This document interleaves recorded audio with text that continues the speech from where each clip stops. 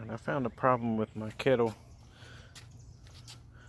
We used it for a pizza cook a couple of weeks ago, and I got this kettle really hot. The new vent, the little plastic thing on it, was starting to actually melt off. It was starting to just bend, and so you can kind of see where it's melted a little bit behind it. So I just tried to keep it on best I could during that cook, but I noticed the next time I used it, with this sweeper arm, there's too much gap there. It is been warped.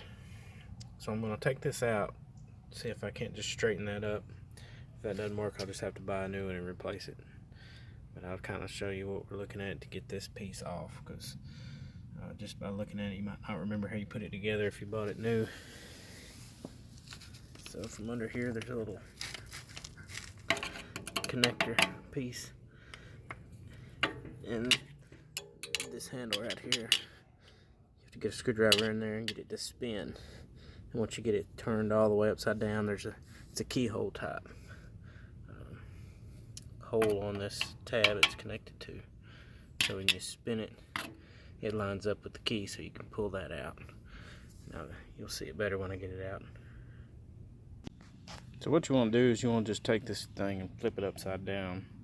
I just put it out here in the grass, and I sprayed down this little piece with some WD-40 penetrating oil, whatever you got. Just get the rust off, scrape it with a screwdriver, and now you can see the little raised portion there that needs to fit in the keyhole. The keyhole's on the top. If you can see it, it's kind of rusted a little bit. This one's not too bad. So I took a pair of medium channel locks, pretty large, and put it on the handle and just spin it.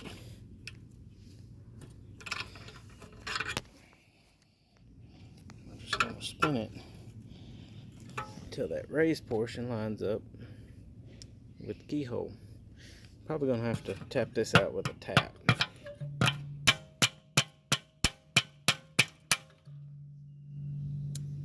I have to get a tap.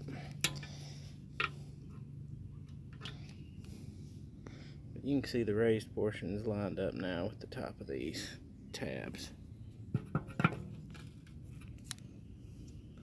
We'll see if we can tap that out. So you can see with a little bit of tapping, just with the wrench, it's come through. I'm just going to keep pulling and tapping until I get it pulled out. So we ended up taking a tapping it through, pushing it out from the inside of this hole. So a tap's needed. This part right here is where putting that WD-40 or penetrating oil really comes in handy, because you just tap these tabs through. You don't want them to break, because they're kind of rusted onto this metal ring. So you kind of have to be careful and just tap them down until it falls through. So then you're left with this, which we're going to reuse. And then I'll take the sweepers out and see if I can get them straightened up a little bit. So I took this ash sweep and I just took them right there at that flat spot and just bent them down. The worst one was this one that was discolored.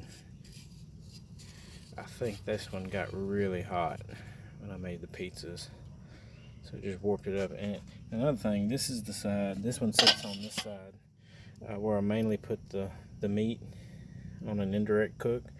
And so I noticed inside of this kettle there's a buildup of fat drippings and mixed with the ash from the coals.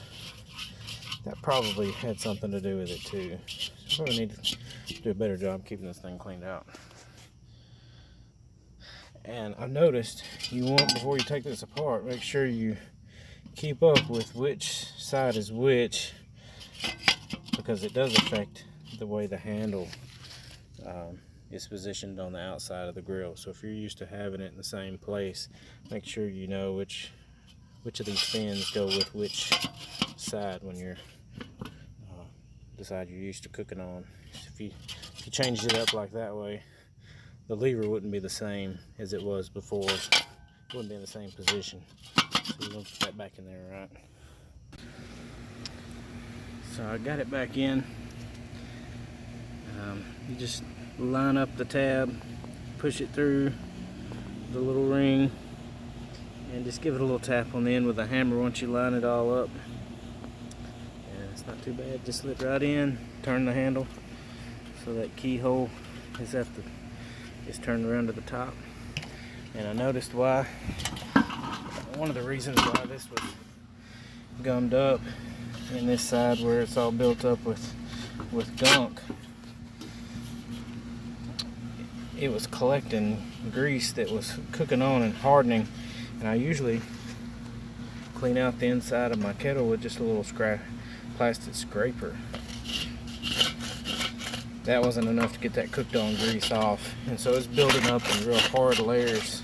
I ended up having to take a flathead screwdriver and just scraping that off. You have to be careful not to scratch the porcelain, or it'll cause the bowl to rust.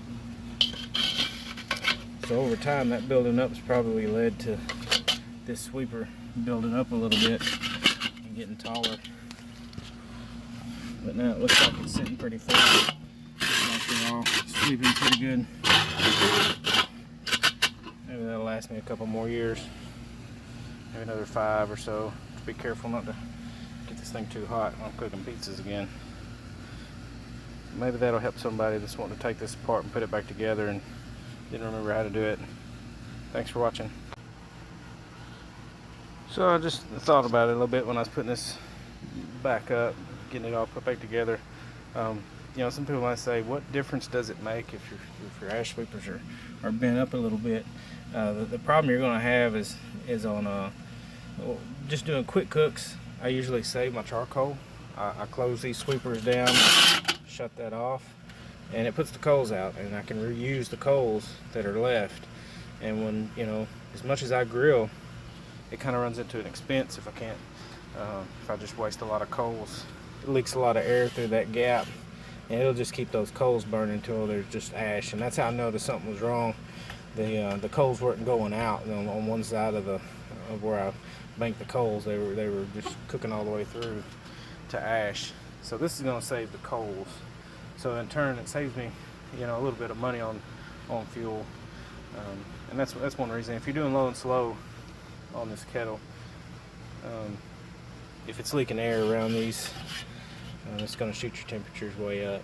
And the last few times I've tried to cook slow on this thing, it hasn't cooked very slow at all. It's been hard to maintain that low temperature, so that may be some of my problem too. So that's just a little reason why you would want to check these fins, make sure that they're sitting flat on the bowl and sweeping good and a good seal there.